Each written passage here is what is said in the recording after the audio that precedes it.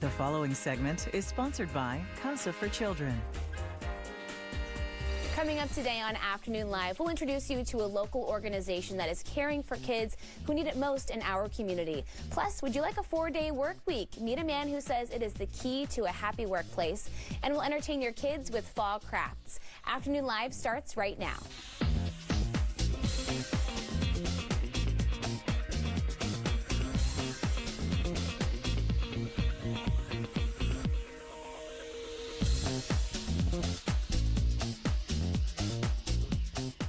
Welcome to Afternoon Live. There's a live look at what's happening outside. Some clouds over downtown Portland right now from our Unico US Bancorp Tower camera.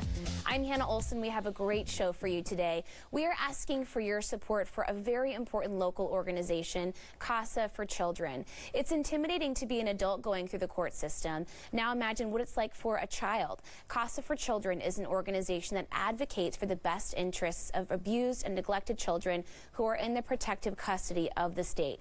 CASA stands for Court-Appointed Special Advocate, and today we're joined by two of these passionate protectors of children. We welcome CASA volunteer Brandy Machado and lead CASA Supervisor for Washington County, Jeff Tapia. Great to meet you both. Thanks for coming. Thank you. Thank you for having us. So Brandy, I want to start with you. Your story is very unique and inspiring. You were a kid in foster care who had a CASA involved in your case. What was it like having that advocate looking out for you? Yeah, I had my CASA start on my case when I was 8 years old, and she stayed on through the age of 10 when my case ended. And it definitely made a huge difference. She was kind of my buddy throughout it all and helped me during some of the most difficult times of my childhood. Yeah. And that, I think, definitely made a difference. And we are still connected 20 years later. That's amazing. And at the time, you probably thought she was like a big buddy, but she was really watching and observing and communicating with the court system on your behalf. Yeah, definitely. I just thought we were hanging out, which felt good, but then she was also doing so much more for me behind the scenes, working with the lawyers and judge and my caseworker to make sure that my needs were being met. And you have become a volunteer with CASA now as an adult. What's that like, helping a new generation of kids and you having been through it yourself?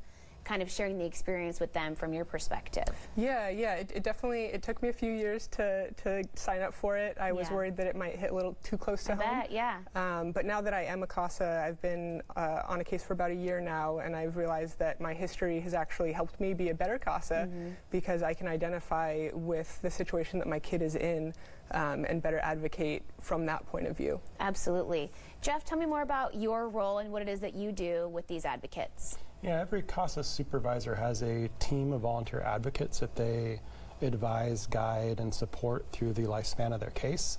And so as part of that role, a lot of it's the professional expertise that we share with CASAs as they work through that case, as well as providing them guidance within the policy and legal guide rails of the foster care system. And then support, well, both of those are kind of support functions. I would kind of lean in on the emotional support. Children and families going through this process, it's some of the most traumatic experiences of their lives. And CASAs are subject to really strict rules of confidentiality, limiting who they can talk to. So as supervisors, we help them process a lot of the vicarious trauma and emotional impact that their advocacy on these cases has. That's great. They have their own support system dealing with, some really traumatic things for everybody involved. And when you are a CASA, you're focused on one case at a time, right? And that's what makes it really beneficial. Correct. We try to limit cases to one case per CASA.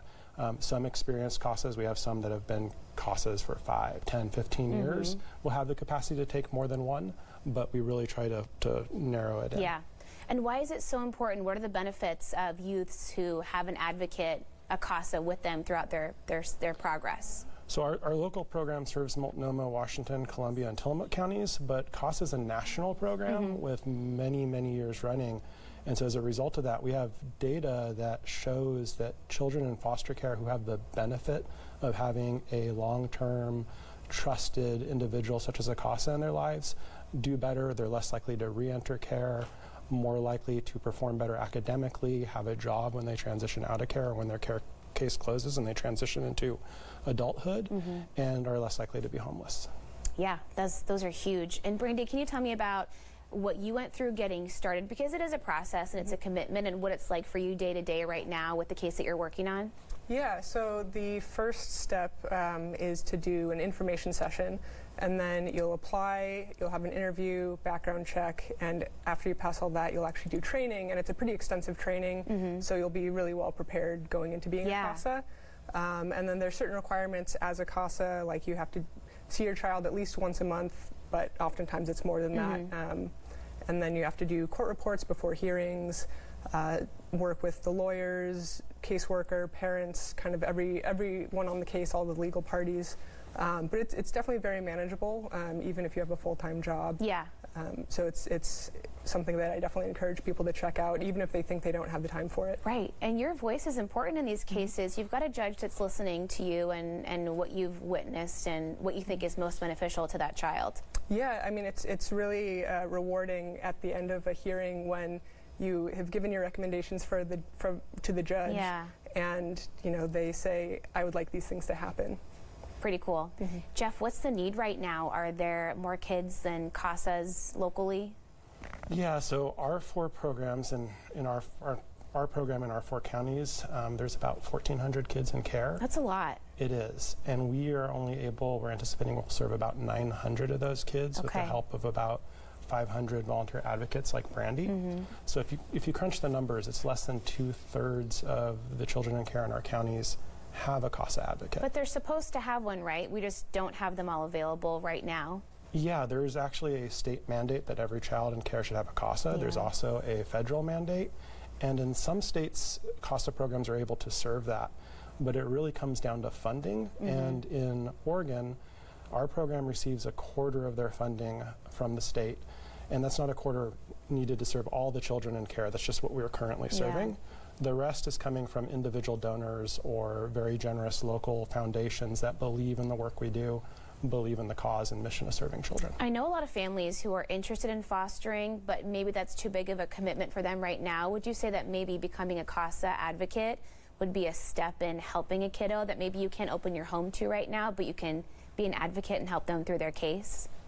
Yeah, I would definitely say so. And even if becoming a CASA is too much, donating is a huge help. Absolutely. Jeff, what's one thing that you want folks to know at home about CASA and how wonderful these volunteers are?